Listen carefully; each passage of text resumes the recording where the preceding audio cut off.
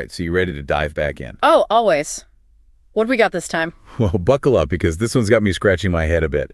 We're looking at a transcript from the Ring of Fire on YouTube, and the title alone is enough to raise some eyebrows. It says, White House reporters say they're thrilled with Trump's return to power.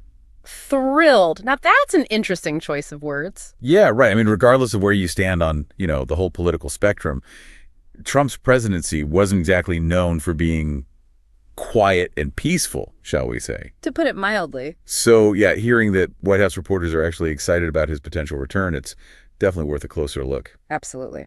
So what are we diving into specifically today? Well, we're not here to rehash the political battles or, relitigate every policy decision.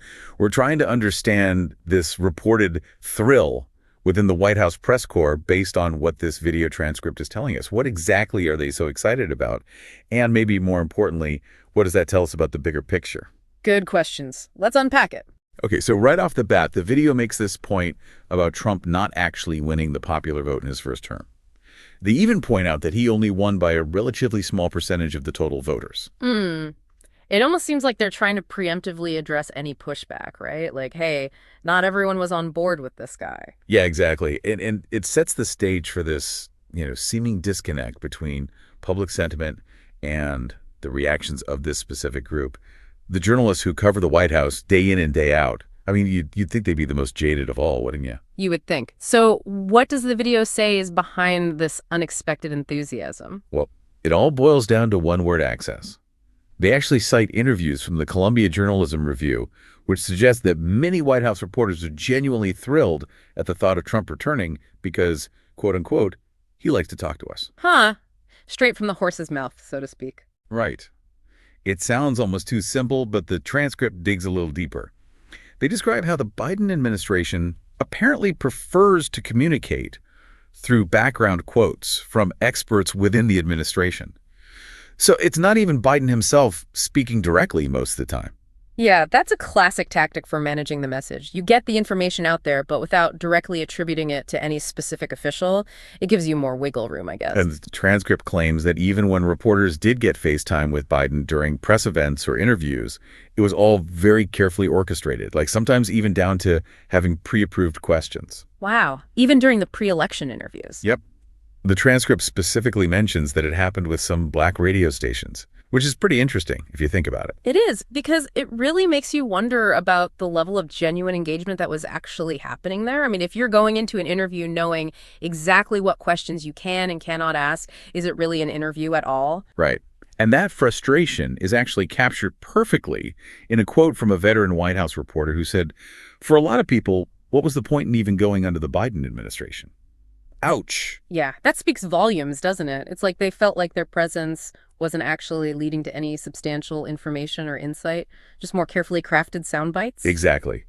And then the video makes this stark comparison with Trump's approach.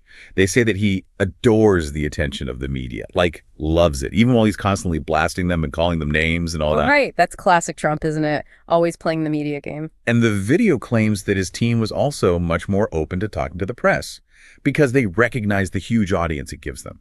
So it's like, even if the dynamic was adversarial at times, there was still that perceived opportunity for direct interaction, for, getting something real. And this is where the video takes a really hard turn. Oh boy, what happens? Well, basically, the host starts tearing into these reporters, like really going after them. They can't believe that access is the main thing these journalists are excited about, especially when you consider all of Trump's past behavior towards the press. Yeah, it's not like he was exactly known for being a champion of freedom of the press. Right.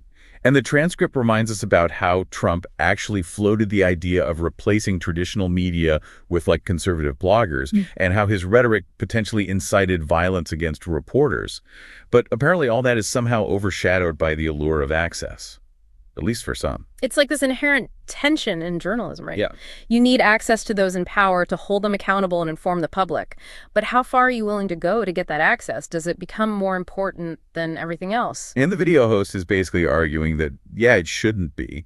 They call the reporters idiots, and they even say that if access is truly their main concern, then they're not actually doing their job. Oof. So they're not pulling any punches here. Not at all. Yeah. And it gets even more intense. They actually say they hope these reporters face consequences like losing their jobs and being replaced by people with less experience, or maybe even people who come from different media perspectives. They even call themselves an accelerationist, which basically means they believe in intentionally making things worse to bring about radical change. That's pretty extreme, isn't it? But I guess it shows how deeply they feel about this issue. Like they see it as a fundamental betrayal of journalistic principles. Yeah, they're definitely not mincing words. Okay, so let's try to summarize this whole thing. On one hand, you have this reported enthusiasm from some White House reporters who are apparently looking forward to Trump's potential return because it could mean more access, more direct interaction. And on the other hand, you have this scathing critique from the Ring of Fire that's basically saying, are you serious right now? That's what you're celebrating. It's like two completely different interpretations of the same situation. One side sees it as a chance for more engagement, more opportunity to get the story, and the other side sees it as a dangerous prioritization of personal access over the bigger picture. Right. And that really forces us to ask ourselves, what should be the primary focus of political reporting? Is it about being in the room where it happens, even if that means playing by someone else's rules? Or is it about holding those in power accountable, even if that means fighting for every scrap of information? And who gets to decide what good journalism looks like anyway? Is it the reporters themselves, their editors, the public? These are tricky questions. Big time.